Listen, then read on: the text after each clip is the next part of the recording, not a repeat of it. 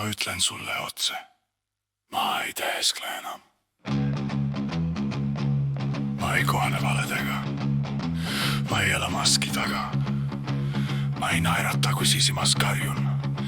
Ma ei ütle pole midagi, kui on kõik. Ma ei tee nägu, et olen okei, kui mu süda ütleb vastupidist.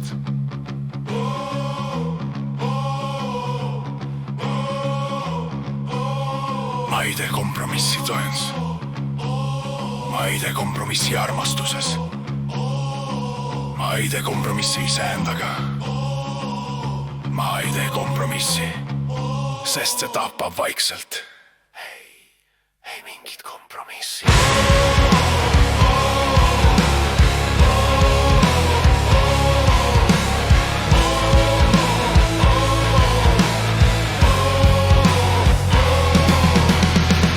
Kui sa karjud, ma ei karju vastu.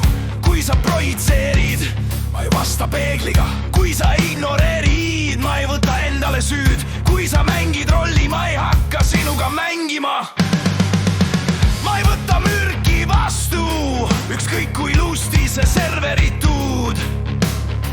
Ma ei võta valet vastu, ükskõik kui pehme selle hääl. Ma ei otsi kätte maksu, ma ei vasta haavale haavaga.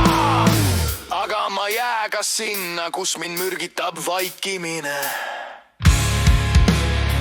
Mul on öeldud, elu, kõik tülid ongi osa sellest. Aga ma küsin, kelle elu? Millest osa? Millest on saanud norm? Kas tõesti peab kas tulema läbi lõhkumise? Ma ei usu sellesse enam. Ma ei võta seda omaks. See ei ole elu. See on harjumus, see on kultuurile mürgitus. Ja ma katkestan selle ahela. Kui laps karjub, me ei tohi karjuda vastu. Kui laps lükkab, me ei tohi lüüa. Kui laps solvub, me ei tohi solvata. Miks me siis täiskasvanu unustame, et me oleme ka hingega olendid, et iga sõna jääb kuskile sisse, et iga nurgeline toon kraabib seest? Miks me talume vägivalda suhetes, mida me ei taluks lastega kunagi?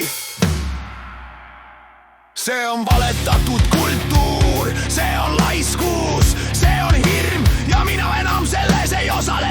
Minu väärtused on selged, siirus, tõde, turvalisus, vaikus, kui pole midagi öelda, holimine, mis ei käi käsi käes kontrolliga, tugevus, mis ei vaja alandamist.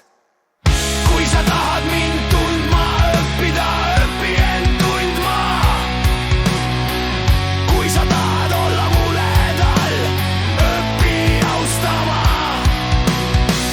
Kui sa tahad jagada elu, õpi jagama, mitte nõudma.